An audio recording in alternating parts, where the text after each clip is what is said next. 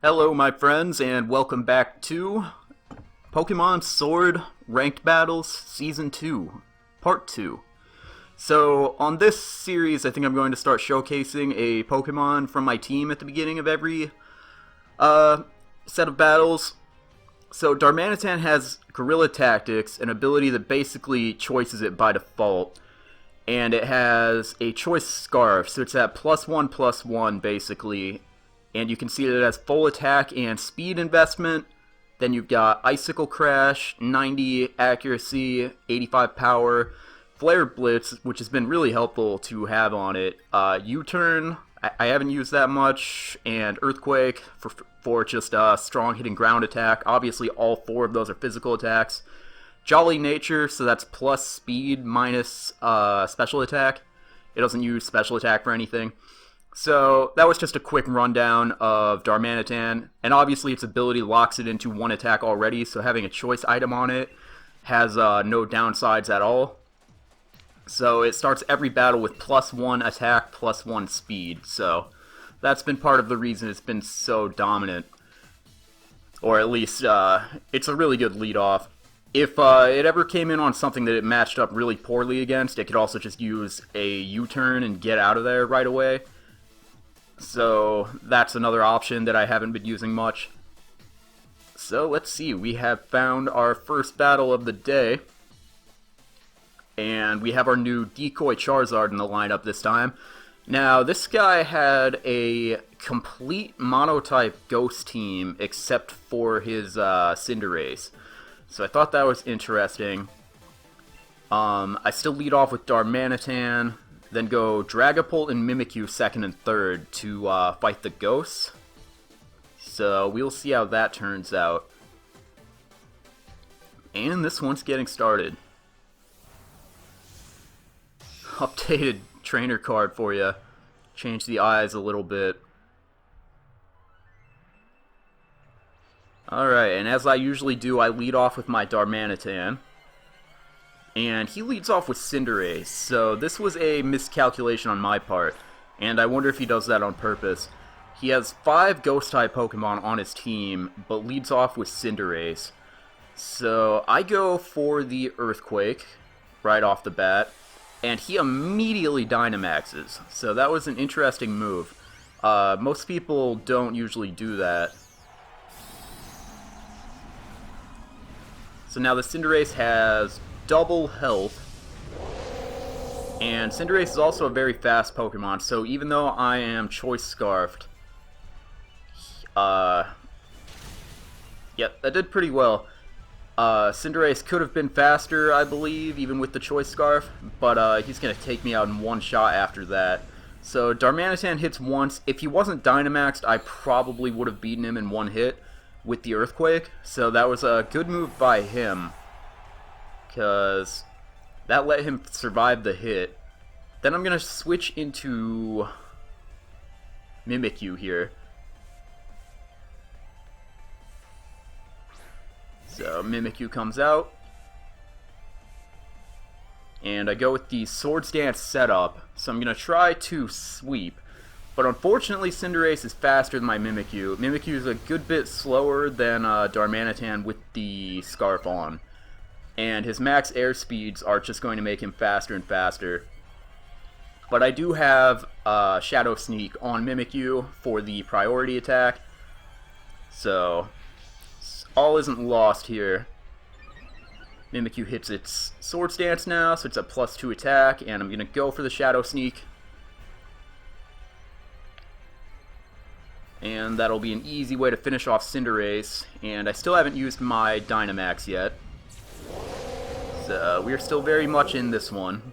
Darmanitan didn't get to do a whole lot, but that's fine. Probably could have done something different when he sent out a Fire-type Pokemon first, but if he didn't Dynamax, I think we would have been in great shape, so that's alright. Then he goes right into Dragapult, and I hadn't really fought many of these myself up to this point. They are very, very fast, I know that. I go for the Shadow Sneak and the Dynamax. So I'm hoping after I Dynamax Mimikyu it will be able to survive whatever Dragapult does with its double health. So we'll see how that turns out. Mimikyu's up to 202 HP total now. But Dragapult uses Phantom Force, which I did not see coming. So that it basically works like Fly or moves like that. So it's going to disappear from one turn, dodge my attack, and then come back. So really I think the only shot I've got here is to hit it with priority, is what I'm thinking. So I use Max Guard, basically giving up my Dynamax to block that hit. So I'm trying to wait until I have Shadow Sneak back. But I'm actually not sure if Shadow Sneak will hit Phantom Force on the first turn at this point. I don't know if that counts as an attack or not. So I don't think I am brave enough to even attack. So he's basically just going to do this again, and I don't think I accomplish a whole lot. So Mimikyu's back down to normal shape, and he is on his second turn of Phantom Force anyway, so there's really nothing I could do at this point except switch out or just give up Mimikyu. So at this point in the battle, not my best played game. I really didn't know what to do to Dragapult here. Phantom Force completely countered Mimikyu, so I'm going to have to log that away in my memory for later and try to think of something for that. So now I go into my Dragapult, which I hadn't really used to this point, and this is the debut of Shiny Dragapult, actually. That's my one shiny Pokemon I use on my team. I have a couple more, but I had to hatch like over 1,000 eggs there to get that Dragapult. So at this point, I use Will-O-Wisp. This is supposed to be a like setup, stall, kinda wall breaker Dragapult, and the Will-O-Wisp misses. I believe it's 85% accuracy, and he just hits me with a Draco immediately. And when I sent it in on his Dragapult, I realized my mistake. I might have had more of a chance against Dragapult if I had Substitute on mine. I'm supposed to not have U-turn on it. I'm supposed to have Substitute, and then from behind that, I'm supposed to be able to set up Will-O-Wisps and Hexes. Hex does double damage if my opponent has a status move on it. So that might have been an effective strategy. I probably could have walled the Draco Meteors with Substitute, and I believe I was faster than him. So he would have been losing massive attack every time he used Draco Meteor, so I might have been able to set up the Will-O-Wisp. I have leftovers on my Dragapult too. But the way it went, all I was able to do is just set up Will-O-Wisp, which missed anyway, and then hope I could hit a Hex next turn if I lived, but I didn't even survive that one hit, so there it is. There's our first loss. Not the best loss there. I made plenty of mistakes, but I was mostly just feeling out stuff that I hadn't seen before. That Dragapult with Phantom Force threw me for a loop when Mimikyu was out, for sure. I really didn't know how to attack that, and my Dragapult did not have the proper moveset. That was a big mistake by me. So I was pretty roundly beaten in that game. That was a big loss, so we will see how this next one goes. 2 wins, 1 loss, not terrible still. We're in rank 4. We haven't dropped back down to 3 or anything.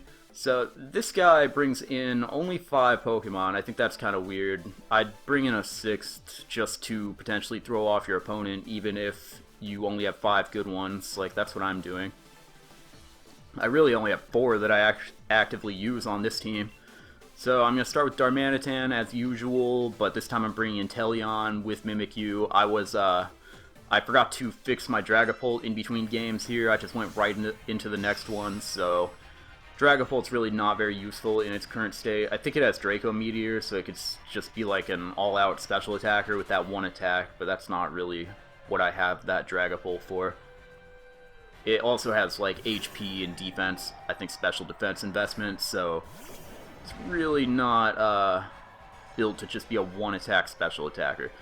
So now Darmanitan gets a much better matchup on turn 1. So I can go Flare Blitz on this Bronzong, and as long as it doesn't have a Focus Sash or something, that should be a one-hit kill easy.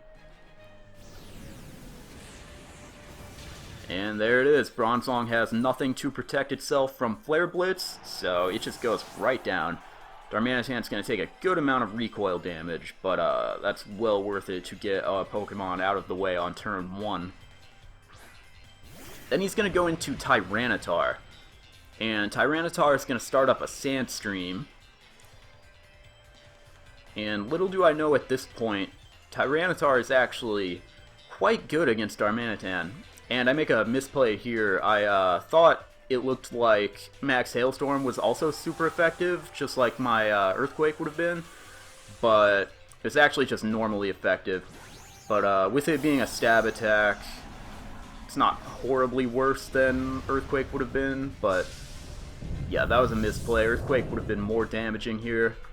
I also had not run across Tyranitars before up to this point, so I'm assuming that pretty much any attack will do major damage to it, and as you're about to see in a second, I was very wrong about that. Tyranitar is a very, very bulky Pokemon, and it can take even super effective hits pretty well.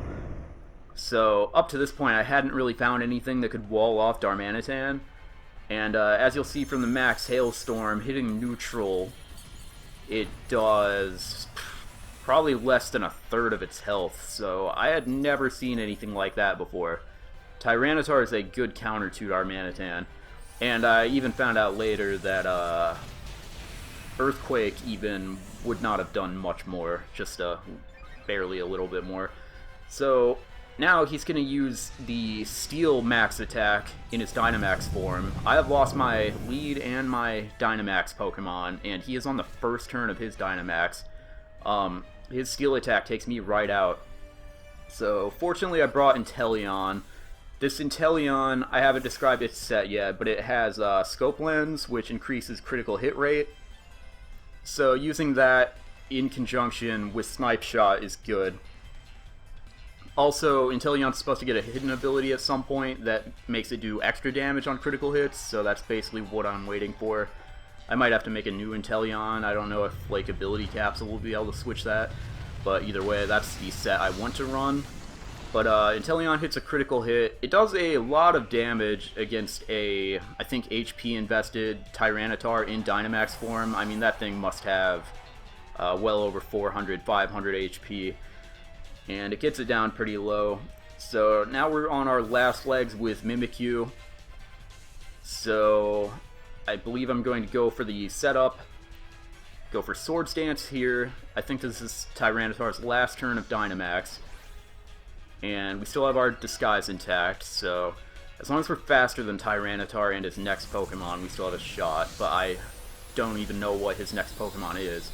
He uses Max Darkness, that knocks out the Disguise, and my special defense fell, but that doesn't really matter because Mimikyu really can only ever take one hit from anything anyway after its Disguise is gone.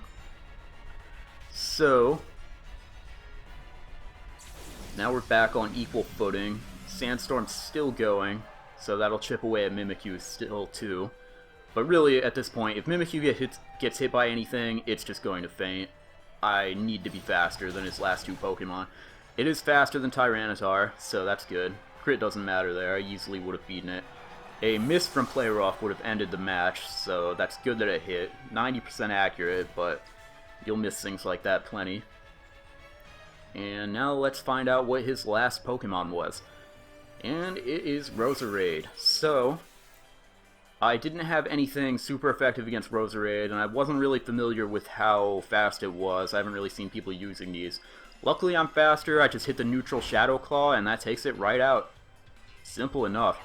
So Mimikyu bails me out on that fight, and we get our third win of the series, and go to 3-1 on the series so far. So, yeah. Again, that wasn't the best play for me. Tyranitar completely caught me off guard. Luckily, I was able to scrape out a win. Inteleon was able to hit it once with a Snipe Shot, and took Tyranitar's health pretty low, and Mimikyu was able to sweep from there. Fortunately, he didn't have a Pokemon faster than Mimikyu on his final slot. Roserade was slow enough that I was able to just knock it right out, and not bulky enough to take the attack, so kind of lucky how things went after Tyranitar. But yeah, that was a pretty good game. and you can see their stats here. I've usually been flipping through. You can see what they're invested in. And one last thing, I remembered to put on Substitute onto Dragapult before I ended this. So there we go. Got rid of U-Turn. U-Turn wasn't really doing anything for me. Dragapult's a special attacker that's set up to be a wall breaker and a kind of stall Pokemon with Hex. So now it is playing to its strengths, finally. So thanks for watching, guys, and I will see you next time.